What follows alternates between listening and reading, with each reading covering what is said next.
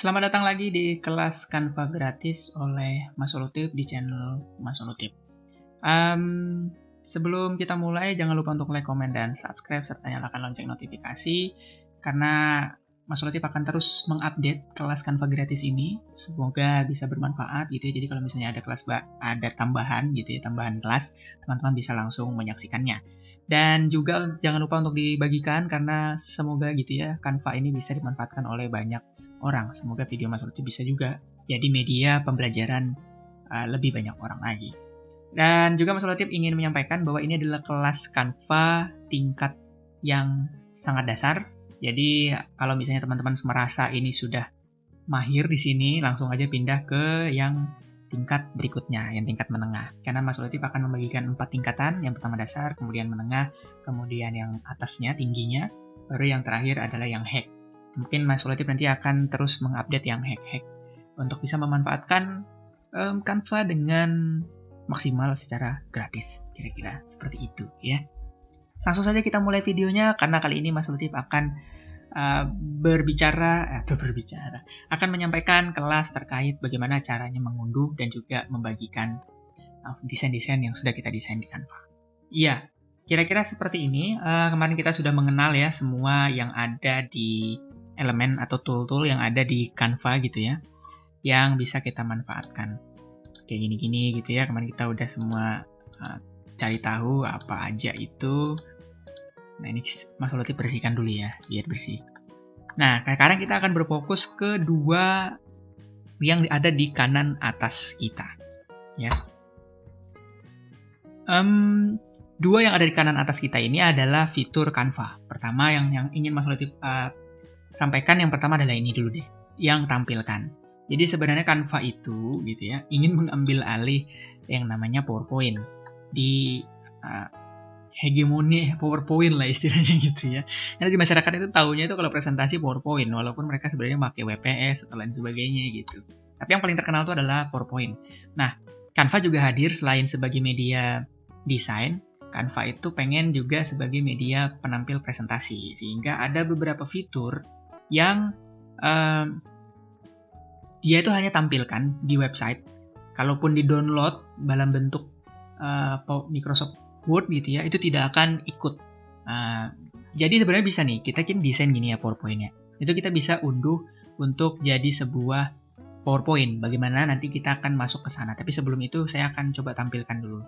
Jadi misalnya kita desain di Canva, kemudian ketika kita presentasi kita mau langsung tuh tampilkan lewat Canva.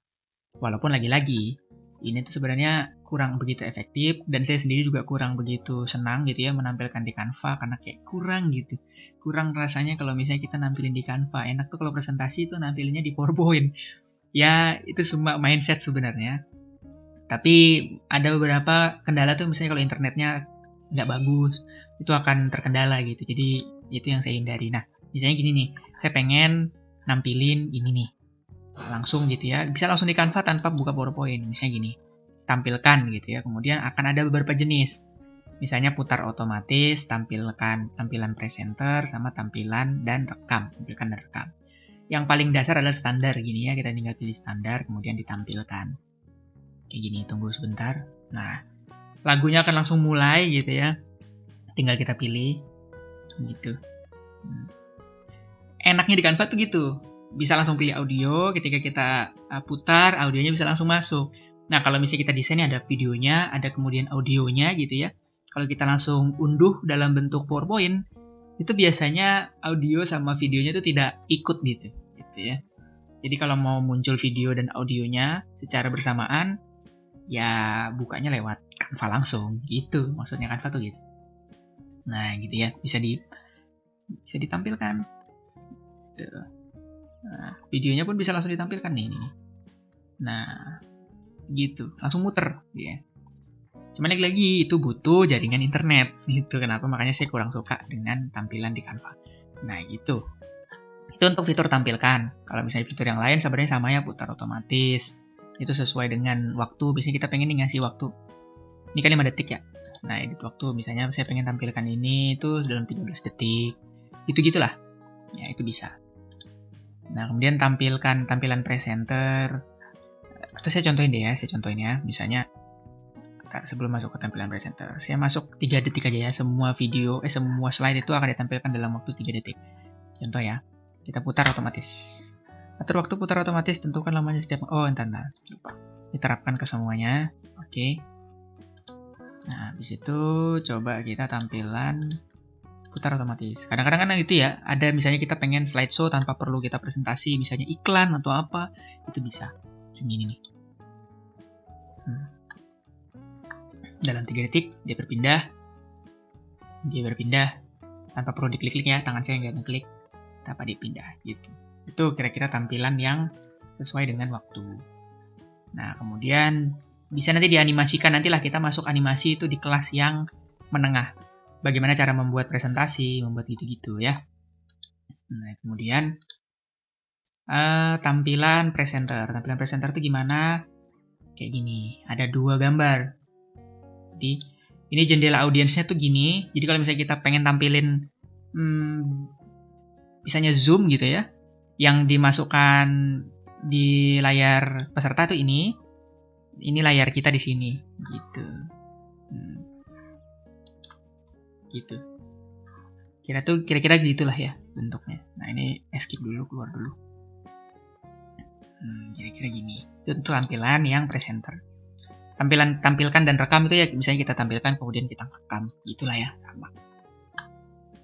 Nah, ini fitur yang kadang orang tuh jarang tahu, bagikan. Gimana sih, misalnya Mas Latif saya udah mendesain nih, gitu ya. Terus gimana saya mau nge-save-nya, gitu. Ada 2, yang pertama, kalau misalnya ini adalah sebuah foto, misalnya pengen nge-save yang ini doang, gitu ya, ini foto ya, anggap lagi ini kita lagi desain posto, kayak gitu. Kita mau save fotonya, tinggal klik aja bagikan, kemudian geser ke bawah sedikit. Ini tulisan unduh, langsung diklik unduh. Kemudian di sini akan ditanyain. Nah, akan ditanyain PDF standar kah? Dia akan menyarankan PDF karena kita ini kan bentuknya PowerPoint ya. Kalau misalnya kita bentuknya foto, ntar deh, coba. Kita desain aja baru ya. Kita desain baru, misalnya gini nih. Yang kemarin deh, coba yang kemarin.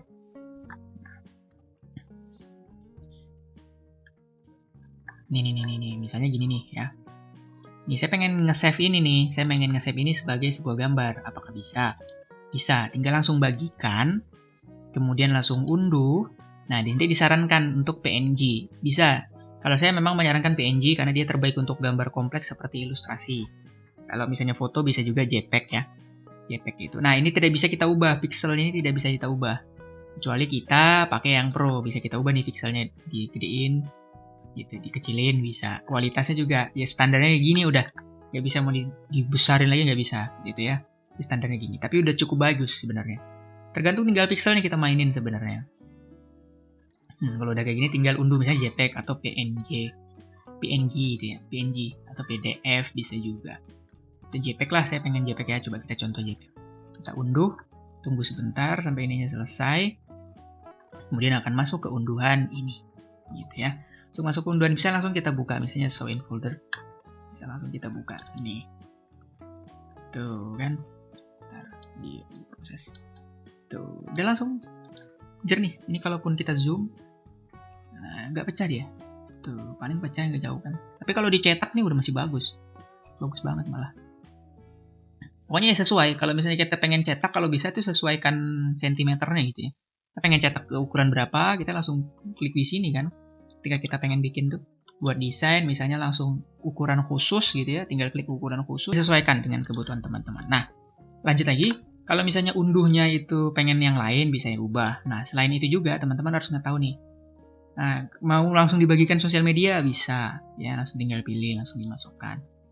Mencetak desain Anda itu bisa juga di mockup gitu ya. Cetaknya itu sebenarnya cetaknya langsung ke Canva sih, tapi itu enggak, saya saranin ya.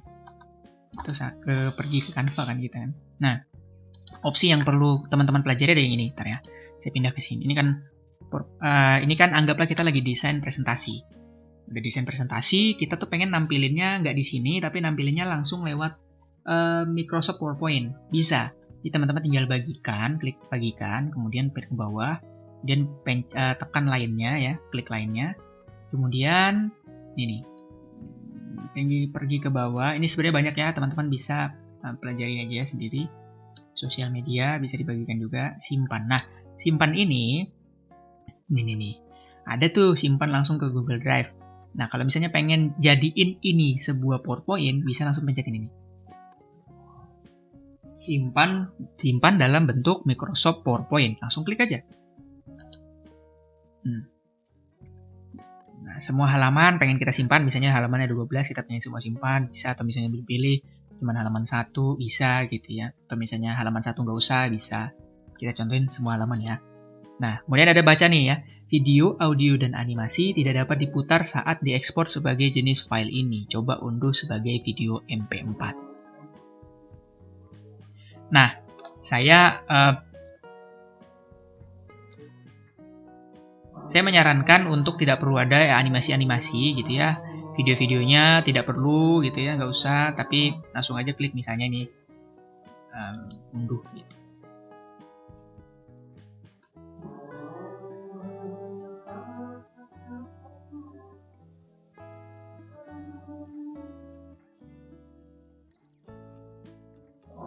Sebentar, ajan ya.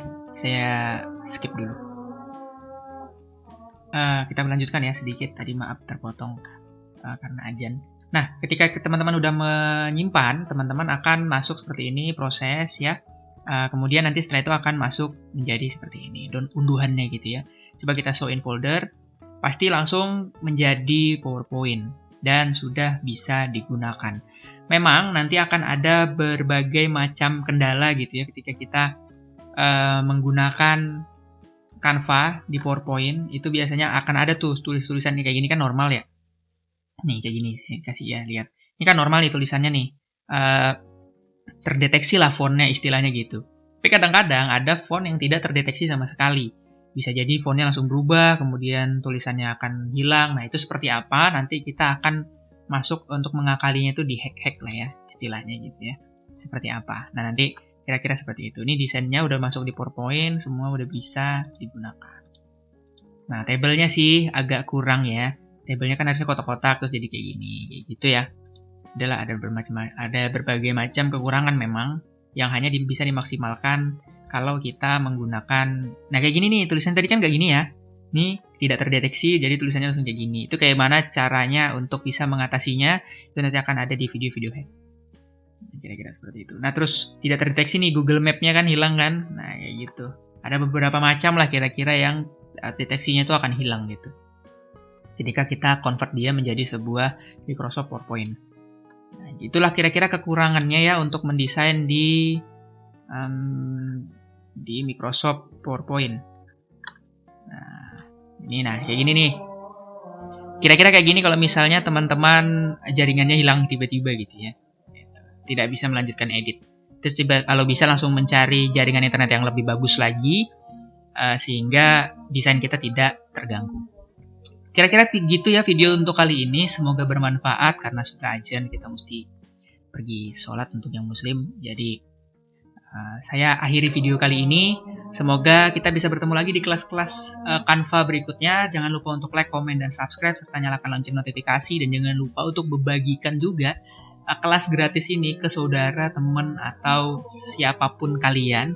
Sehingga bisa memanfaatkan Canva dengan lebih maksimal lagi untuk kebutuhan pekerjaan kita yang di saat ini itu udah sangat laju gitu ya. Butuh perkembangan desain yang tidak bisa kita hanya mengandalkan teman-teman yang paham soal desain grafis. Begitu aja untuk video kali ini, semoga bermanfaat dan sampai jumpa di video yang lainnya.